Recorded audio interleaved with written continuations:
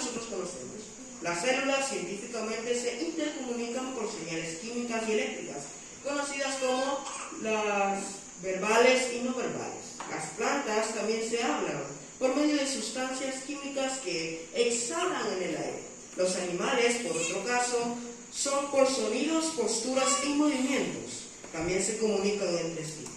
En cambio, nosotros los seres humanos, como ya hemos mencionado, necesitamos hablar, escuchar y conversar. En la era de los smartphones, tal vez más que nunca nuestra vida cotidiana depende de la comunicación. Vivimos en la época conocida como la era de la información. Pero, ¿qué utilidad proporciona la información si no se transmite? ¿Y qué decir sobre la tarea de encontrar información verdadera en medio de tantas mentiras y noticias falsas? Frente a toda esa falta de información, el libro de Apocalipsis nos informa desde el comienzo. Bienaventurado el que lee y los que oyen las palabras de la profecía y guardan las cosas en ella escritas, pues el tiempo está cerca. Apocalipsis 1:3. Dios se comunica con nosotros por medio de su palabra. Recibimos bendiciones, no solo el leer y oír su palabra, sino también el guardar las cosas en ellas. Y entre las cosas escritas se encuentra el mensaje de los 3 ángeles, que no solo nos permite en cuanto a los problemas que vendrán, sino también nos muestra la única esperanza a la que podemos apegarnos. Y hacemos una comparación con la que está disponible en algunas redes y servicios de streaming. Estos son mensajes que realmente necesitamos oír. Comenzando con el punto, los 3 mensajes. El primer comienzo son las siguientes palabras: vi volar por un medio del cielo a otro ángel.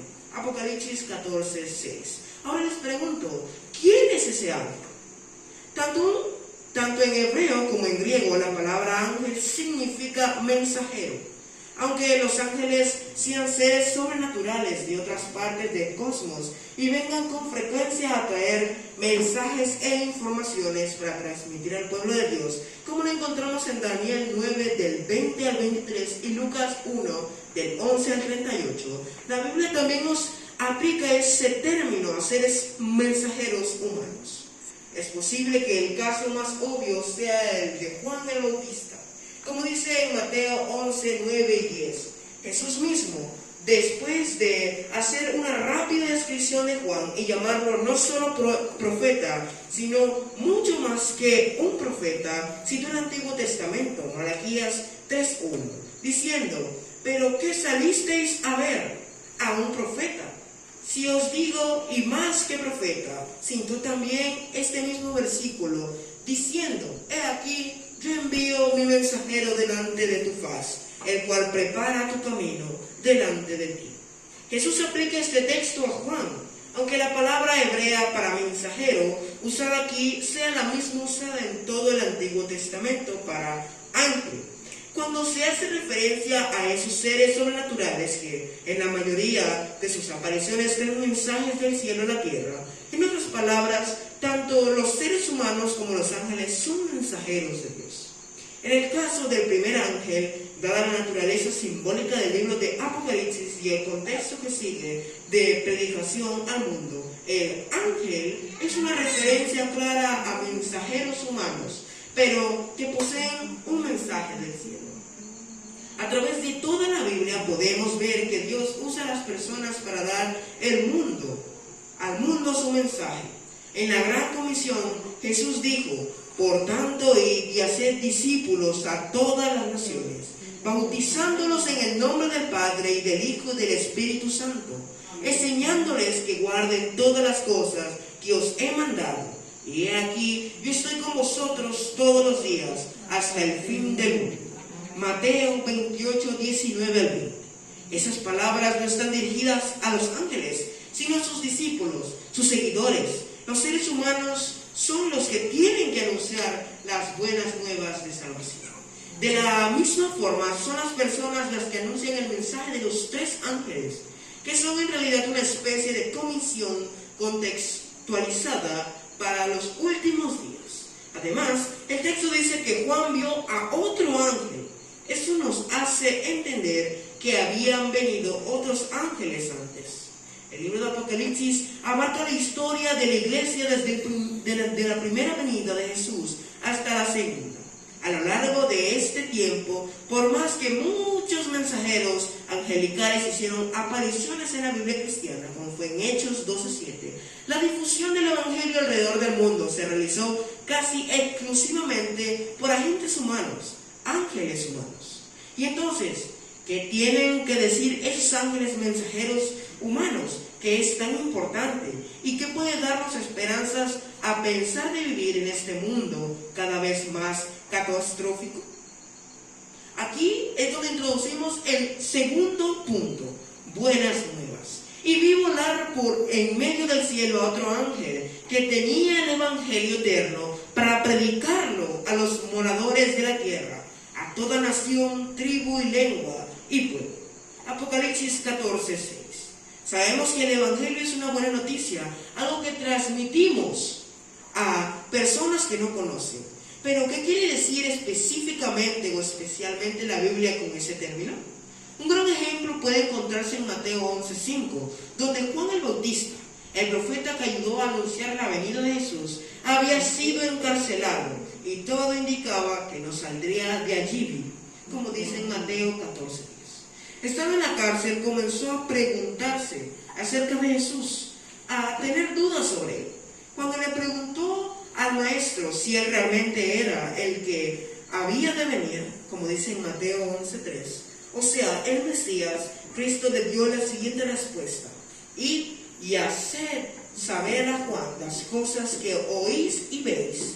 Los ciegos ven, los cojos andan, los leprosos son limpiados, los sordos oyen y los muertos son resucitados. Los pobres es anunciado el evangelio.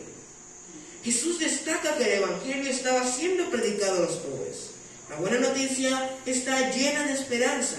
Es sobre Jesucristo y su segunda venida. El evangelio es la nueva y buena noticia de lo que Jesucristo hizo por las personas del mundo. Pero, ¿qué hizo? Si hubo un tiempo en que todos necesitaban una buena noticia, ese tiempo es ahora, ¿no? ¿Verdad? Amén. Entonces, ¿cuál es la buena noticia del evangelio? El evangelio eterno del primer mensaje angélico. El mensaje del primer ángel comienza con la buena noticia eterna, o el evangelio eterno. Por más que la palabra evangelio aparece con frecuencia en la Biblia, esta es la única vez que está acompañada por el adjetivo eterno, término que Juan usa en otros lugares como la palabra vida, o sea, para hacer referencia a la vida eterna que podemos tener en Jesús. Por ejemplo, de cierto os digo, el que cree en mí tiene vida eterna. Amén. Juan 6:47. El evangelio es eterno porque fue expresado por Dios en la eternidad y permaneció oculto hasta manifestarse en Jesús. Además, el evangelio, la esperanza de vida, fue elaborado antes del inicio del mundo, como dice en Efesios 1:3-4. Un hermano que me pueda leer este versículo, por favor, y muchas gracias. Efesios capítulo 1, versículo del 3-4.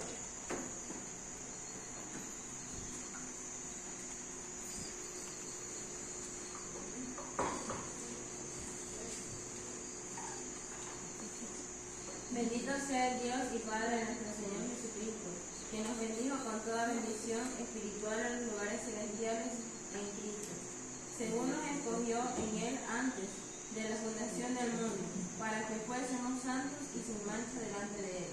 Amén. Del 3-4. Muchas gracias. Fuimos elegidos en Él antes de la fundación del mundo, antes de que existiera el ser humano. El plan de Dios era que todos tuviéramos salvación en Él. Eso no es predestinación, sino es la idea que Dios elige para algunos la salvación y para otros la perdición. No, sino todos. Cada ser humano fue predestinado a la salvación. A nosotros nos corresponde elegir si deseamos aceptar o no ese plan. El plan de Dios antes de que el mundo existiera fue que todo tuviera vida eterna en su Hijo. Pero veamos a aquel que fue hecho un poco menor que los ángeles, a Jesús, coronado de gloria y de honra a causa del padecimiento de la muerte, para que por la gracia de Dios gustase la muerte por todos. Hebreos 2:9. ¿Por qué morir por todos si los planes eran que todo ser humano se salvara, aunque no todos en realidad lo sean? Todos nosotros nos descarriamos como ovejas, cada cual se apartó por su camino, mas Jehová cargó en él el pecado de todos nosotros. ¿Qué nos explica Isaías 53:6? Nos explica de que